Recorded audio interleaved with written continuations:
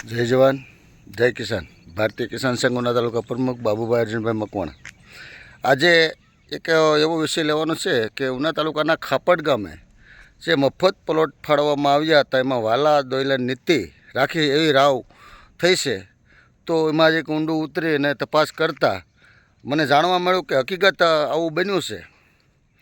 તો જે ગામ લોકોએ પંચાયતની સામે જે આંગળી સીંધી છે એ બારામાં જ આપણે બોલવાનું છે.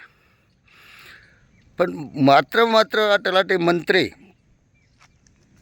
જે આ બધું કરી રહ્યો છે એટલે આપણે કોઈને બીજા દોષ નહીં દેવા, તલાટી મંત્રીને દોષ દેવાનો છે. કારણ કે સરકારશ્રીના જે આ નોકર આપણો અને સરકારના જે 5 આંકડાનો પગાર અને 6 આંકડાનો પગાર ખાનારા આ મંત્રીએ જે પૈસા હાટું થઈને જે પૈસાને લાલચમાં જે અહીંયા કર્યું છે એ બરાબર એ બધું સાબિત થાય એવી સ્થિતિ પેદા થઈ છે.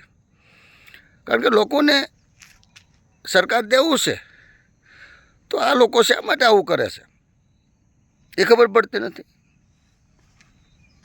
તો હું સરપંચના પ્રતિનિધિને એ વિનંતી કરું છું કે ભાઈ તમે જે કરો છો તમને ખ્યાલ હોવો જોઈએ કે મારા સામે આંગળી સીન છે.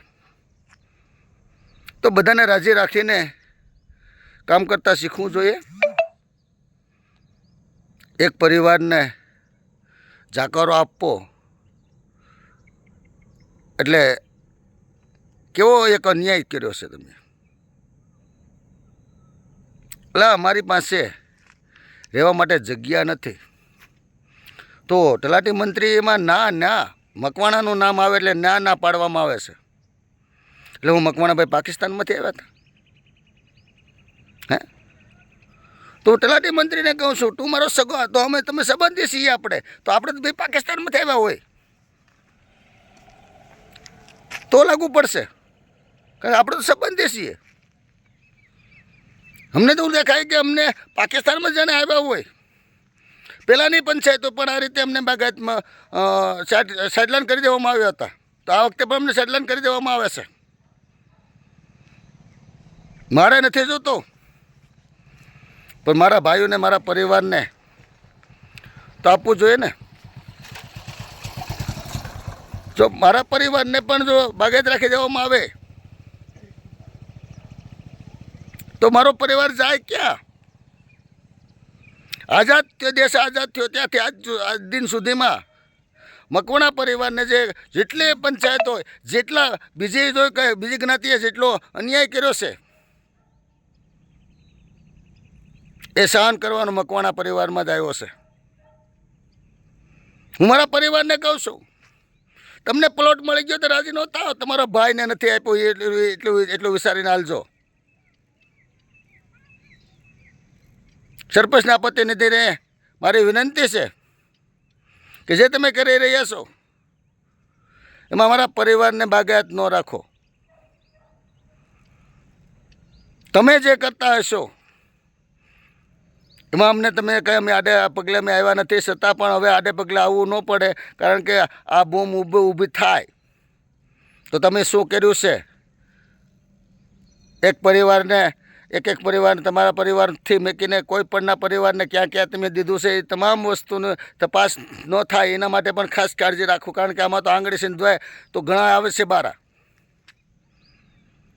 એટલે વિનંતી કરું છું તમે જે 5 કે 6 ફોર્મ મકવાણાના ના કરીને તમે કાઢી મૂકવામાં આવ્યા છે, કાઢી નાખ્યા છે, તો એવા એને પાકા મકાનવાળા પણ ઘણા છે. એક પરિવારને 2 પ્લોટ આપ્યા એવા પણ ઘણા છે. તો આ બધું ધ્યાને રાખીને વ્યવસ્થિત રીતે ગામને લાભ મળે એવું આયોજન કરવામાં આવે. તલાટી મંત્રી અને વીસી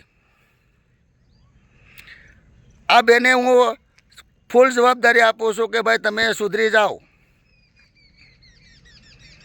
એક ખેડૂતના પણ બૂમ બાળકી એના ખેતરમાં તમે ખાંભા નાખી આવ્યા છે તો તમે એને કેમ નોટિસ ન આપી? હું તલાટી મંત્રીને પૂછું છું. તો મારી વિનંતી છે તલાટી મંત્રીને કે મારે બીજા શબ્દોનો ઉપયોગ ન કરવો પડે, એ પહેલાં સુધરી જાય. કારણ કે ટીડીઓ તો કામમાં વ્યસ્ત હોય છે. ઉના તાલુકાનો ટીડીઓ સતત વ્યસ્ત, મોબાઈલમાં હું હાલી રહ્યું છે એ ખબર નથી. જાનમાં કોઈ જાણે નહીં ને વરની ફૂઈ હું એવી સ્થિતિ પર ટીડીઓ જઈને બેસે.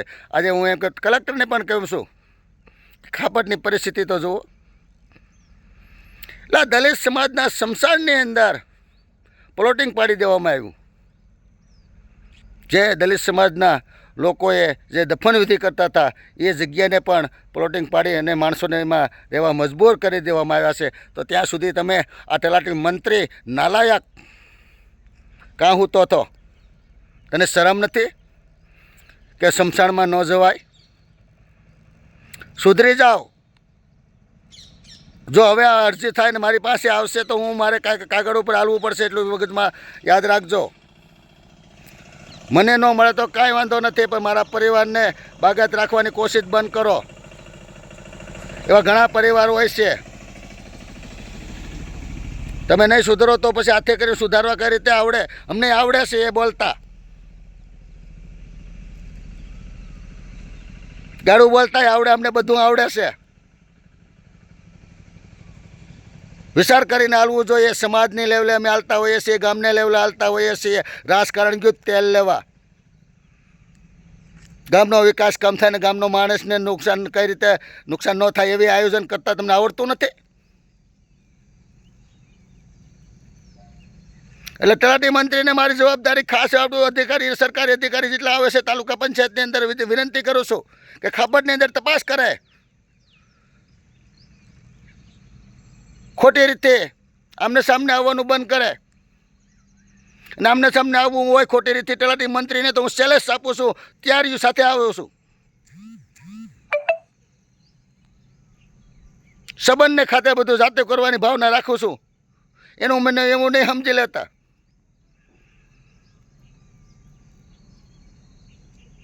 એટલે તમને રાજકારણ સિવાય બીજું તમને એ આવડે છે?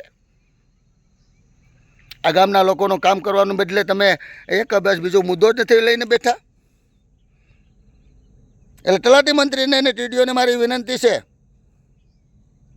કે બે હાથ જોડીને વિનંતી કરું છું, તમામ ગામના લોકોને, લાભાર્થીઓને અમારી પાસે 38 વીઘા ગામતળ છે. ટીડીઓ સાંભળી લે. એ 38 વીઘા ગામતળની અંદર આખા ગામને પ્લોટિંગ અપાઈ જાય એટલી જગ્યા હોવા છતાંય પણ શા માટે એ લોકો ઉપર અન્યાય કર્યો છે જેને દેવા લાયક છે એને? એના 0 થી 16 નામ છે, કૂપન આવ્યા છે, નાતમાં નામ આવ્યા છે, એના ચૂંટણી કાર્ડ બધા અહીંના છે, એને ખેતી નથી, એને મકાન નથી, એવાને પણ ના.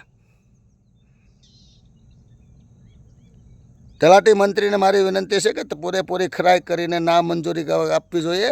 એમને ન અપાય. ખોટી રીતે ઘર્ષણમાં ઉતરવા કરતાં શાંતિપૂર્વક કઈ રીતે એને સમજાવી, કઈ રીતે શાંતિપૂર્વક લોકોને ઉપયોગ થવું એ આયોજન કરો એવી મારી વિનંતી છે. જય જવાન, જય કિસાન.